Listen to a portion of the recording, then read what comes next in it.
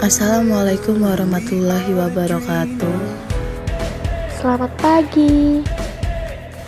Perkenalkan, nama saya Aura Syahmita Sari. Dan saya Salwananda Azriel.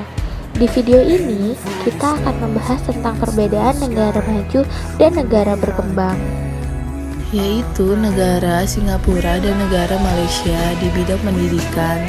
Tahu nggak sih apa aja perbedaan dari negara Singapura dan negara Malaysia di bidang pendidikan? Simak terus ya. Kurikulum di Singapura. Sistem pendidikan Singapura bertujuan untuk menyediakan pengetahuan dasar dan agama bagi murid-murid, untuk menyatukan keberagaman karakteristik, perbedaan ras dan budaya di Singapura, keberagaman bahasa. Setiap siswa belajar bahasa Inggris sebagai bahasa sehari-hari. Siswa juga belajar bahasa ibu mereka, yaitu Cina, Malaysia, dan Tamil atau Thailand, untuk membantu mereka mempertahankan identitas, budaya, warisan, dan nilai-nilai bangsa. Pendidikan formal di Singapura dimulai dari jenjang kindergarten school atau setara dengan taman kanak-kanak di Indonesia. Setelah lulus kindergarten school, siswa melanjutkan ke jenjang primary school atau setara dengan sekolah dasar di Indonesia selama 6 tahun. Untuk menuju ke jenjang pendidikan yang lebih tinggi, siswa-siswa harus mengikuti Primary School Leaving Examination atau PSLE. Kemudian pendidikan dilanjutkan ke jenjang secondary school selama 4 atau 5 tahun. Secondary school dibagi menjadi 4 jalur, yaitu special atau express course,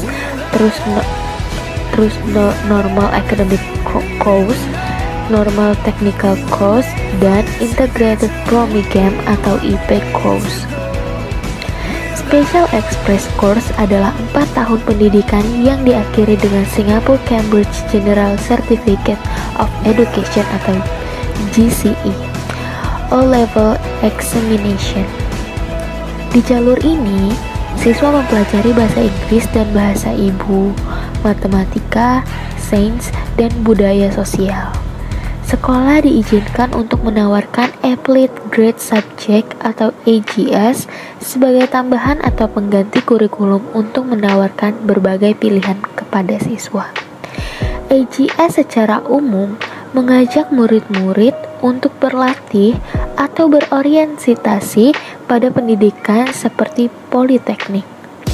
Sistem instruksional dikendalikan secara terpusat dengan kurikulum dan silabus yang dikembangkan dengan baik untuk setiap kursus yang disesuaikan dengan ujian akhir kursus.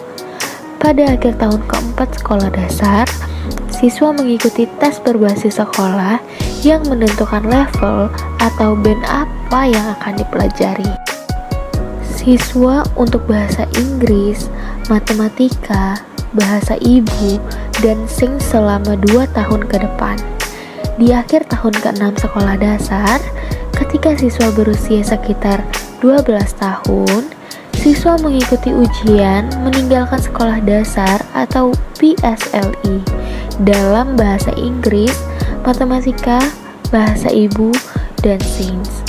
Berdasarkan hasil ini, siswa diterima di salah satu tempat jalur di sekolah menengah.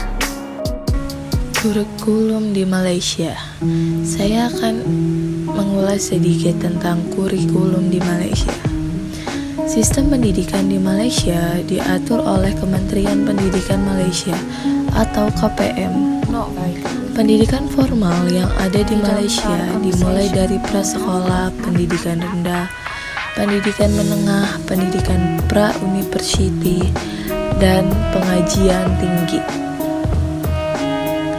Pendidikan merupakan tanggung jawab pemerintah federal.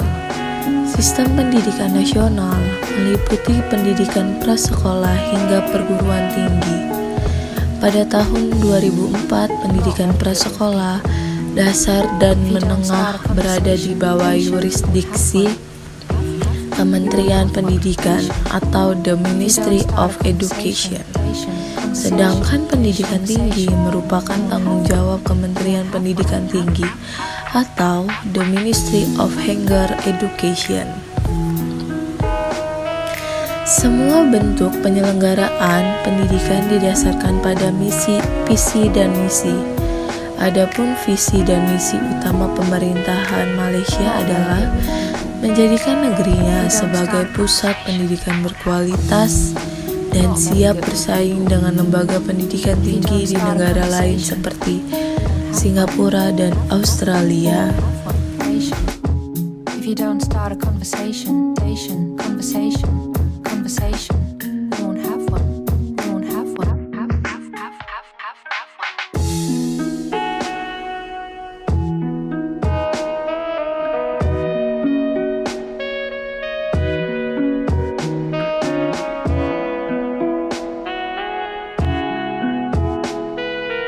Not very good with people. If you don't start a conversation, we won't have one.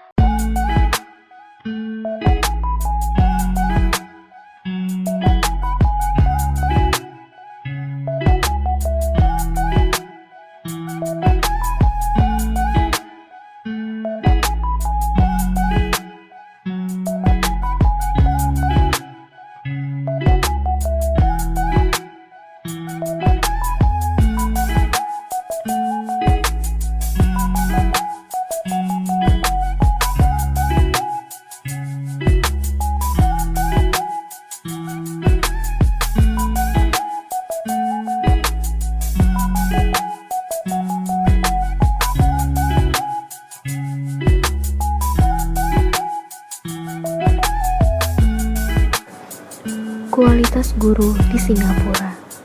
Di Singapura, guru diseleksi tidak hanya berdasarkan kemampuannya yang unggul secara akademik, tetapi juga komitmen dan semangatnya sebagai seorang pendidik.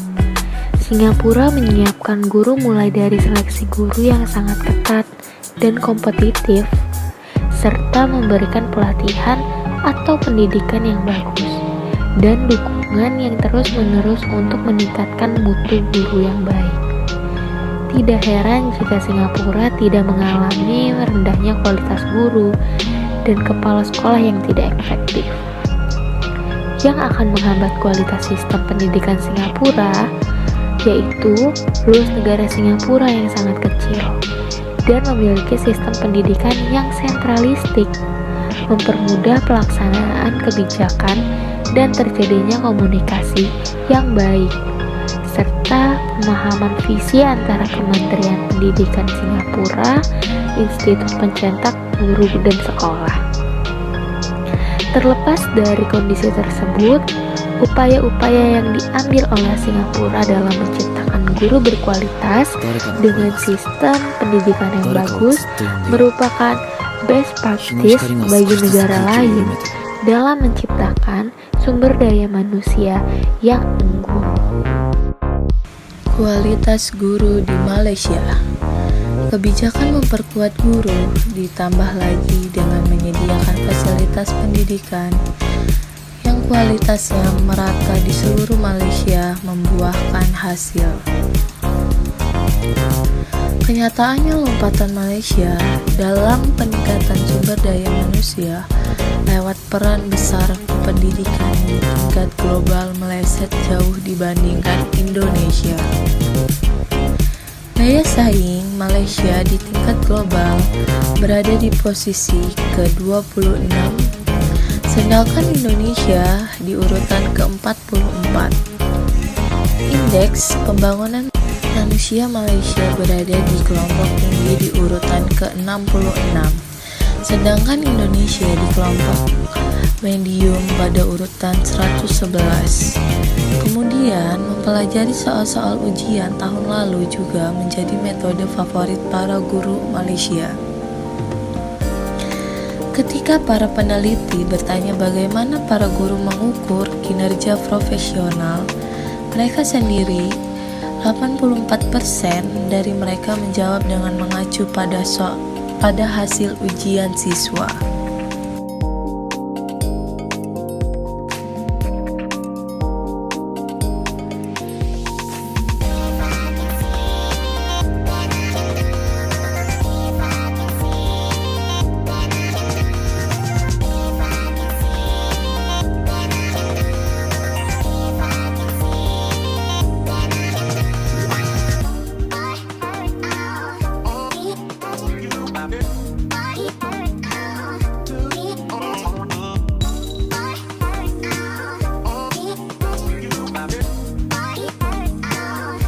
Perbandingan jam belajar antara Malaysia dan Singapura.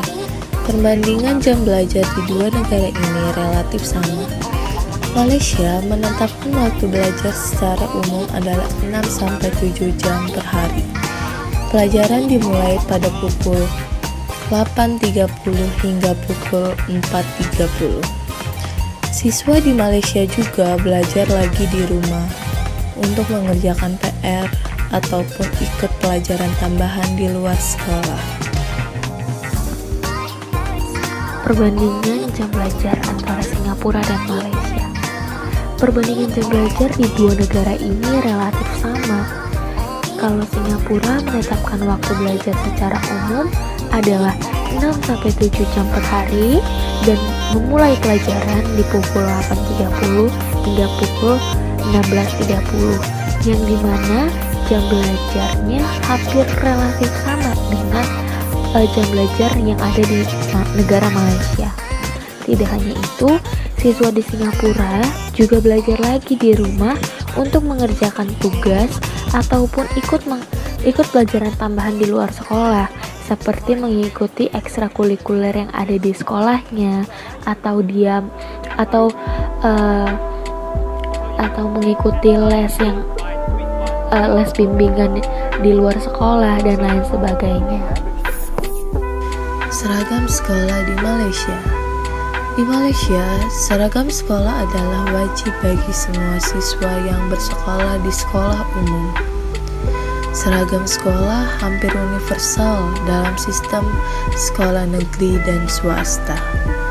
Seragam sekolah ala barat pertama kali diperkenalkan ke Malaysia pada abad ke-19, sejak tahun 1970. Seragam telah diwajibkan bagi semua siswa di seluruh negeri. Untuk sekolah umum, seragam hampir sepenuhnya distandarisasi di seluruh negeri, dengan satu-satunya faktor pembeda adalah lencana sekolah. Sekolah swasta biasanya memiliki desain seragam yang lebih beragam. Seragam di Singapura. Di Singapura, seragam tidak diwajibkan bagi siswa. Ada beberapa sekolah yang memang tidak mewajibkan siswanya untuk memakai seragam. Tetapi ada pula beberapa sekolah yang memang menetapkan untuk menggunakan seragam sekolah.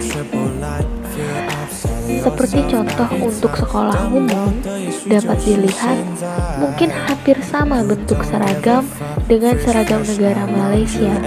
Mungkin hanya bisa dibedakan melalui warna. Warna pun hanya berbeda, yang satu lebih terang dan yang satu lebih gelap.